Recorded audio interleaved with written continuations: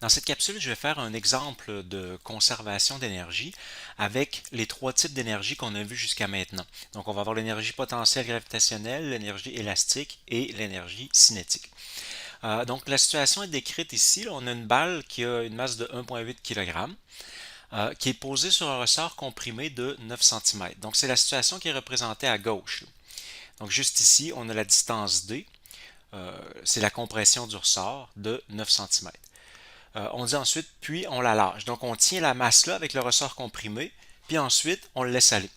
Alors la balle est propulsée et elle atteint une hauteur de 65 cm, donc ça c'est ce qui est représenté dans la situation de droite, au-dessus du point d'équilibre du ressort. Donc c'est vraiment au-dessus du point d'équilibre, c'est-à-dire que ici, dans le fond, on a une distance de 9 cm, ça c'est la compression, puis ensuite on a un autre 65 cm que la balle va monter. Donc elle va monter jusqu'à ce point-là, elle va s'arrêter momentanément avant de redescendre. On nous demande deux choses, calculer la constante de rappel du ressort et aussi calculer la vitesse de la balle au moment où elle quitte le ressort. Donc pour le B, là, ça veut dire lorsqu'on est ici. Donc la balle est propulsée avec une certaine vitesse ici, et c'est cette vitesse-là qu'on veut calculer en B. Donc ici, on pourrait dire qu'on a trois situations différentes. On va les numéroter. Disons qu'ici, ça va être la situation 1. Ici, ça va être la situation 2 lorsque la balle va quitter la plaque. Et ici, à la fin, ça sera la situation numéro 3. Alors, quelles sont les forces qu'on a dans ce système-là? On a la force de gravité, le poids, on a la force du ressort, et c'est tout. Si on néglige la friction de l'air, c'est les deux seules forces qu'on a. C'est deux forces conservatives. Donc, on pourrait dire que le système est isolé et que l'énergie mécanique totale est conservée. Alors, pour répondre à une question comme ça, comme l'énergie va être conservée, on peut se créer, ici on a trois situations, donc on pourrait se créer trois colonnes. Donc, situation numéro 1, situation numéro 2, puis ensuite numéro 3. Voilà, et l'énergie, alors ici ça va être 1, 2, puis 3. Et l'énergie va être la même, l'énergie mécanique totale, dans les trois cas.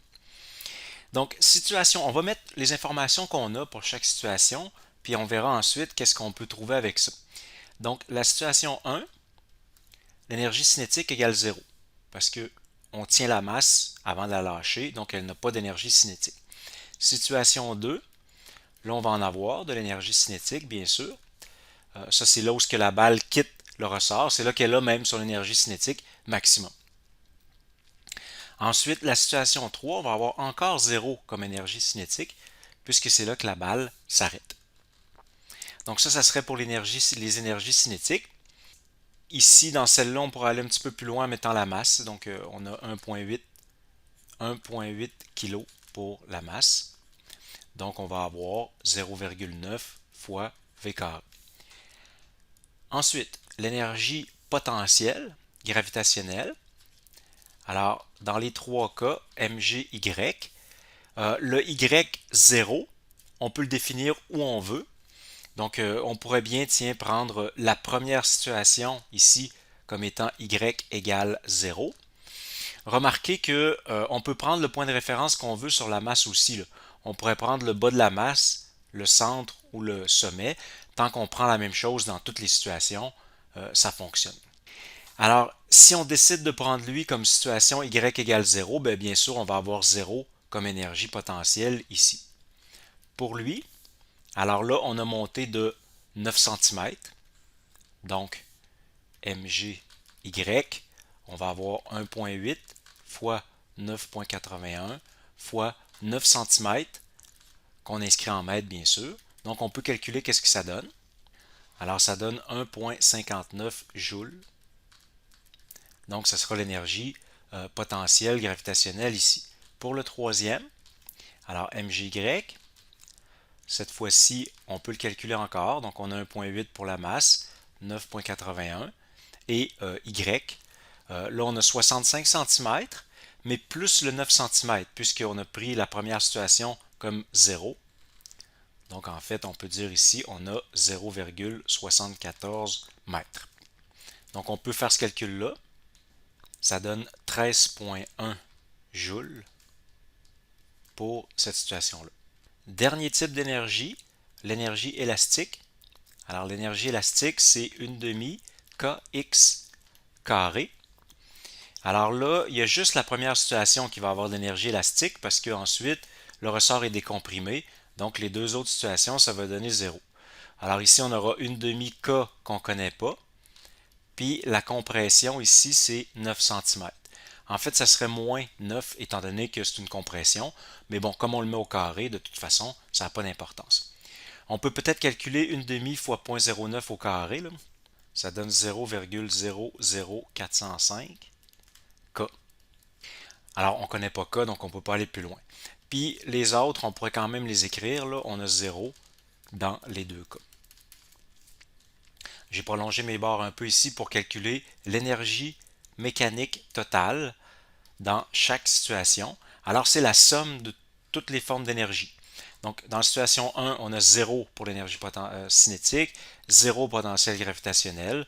Donc, on a seulement, dans le fond, 0,00405 K. C'est tout ce qu'on a comme énergie. La situation 2, alors 0 pour l'énergie élastique, 1,59 pour l'énergie potentielle, puis on avait 0,9 V carré pour l'énergie cinétique. Donc 1,59 plus 0,9 V carré. Alors on a un inconnu, on le laisse comme ça. Et enfin, dans la troisième situation, alors si on fait la somme des trois, 0 pour cinétique et élastique, donc on a 13,1 joules comme énergie gravitationnelle, c'est la seule énergie. D'ailleurs, c'est elle qui va nous permettre de résoudre, parce que maintenant on applique le théorème de conservation de l'énergie, donc l'énergie elle doit être égale dans toutes les situations. Alors ça veut dire qu'on peut dire que E1 égale E3, donc 0,00405 K va être égal à 13,1. Et bien sûr, on peut isoler la valeur de K comme ça. Remarquez que partout, je n'ai pas écrit mes unités, mais je me suis assuré que c'était toujours les unités du système international. Donc, on va obtenir des newtons par mètre pour la constante. Alors, ça donne 3235 newtons par mètre pour la constante. C'est assez élevé, mais c'est pas si étonnant. Vous voyez, on a 9 cm, ce qui est assez peu comparativement aux 65 cm de hauteur. Puis on a une masse de 1,8 kg. Donc, c'est un peu normal que la constante soit assez élevée. Pour la question B, ben là, on va y répondre en reprenant la même égalité, mais cette fois-ci avec la situation numéro 2. Donc, on pourrait le faire ici. On va dire E2 égale 3. Donc, 1,59 plus 0,9 V carré égale 13,1. Et on a encore une fois, comme seul inconnu, la vitesse. Ça donne 3,58 mètres par seconde. Alors 3,58 mètres par seconde. Ça serait la vitesse ici,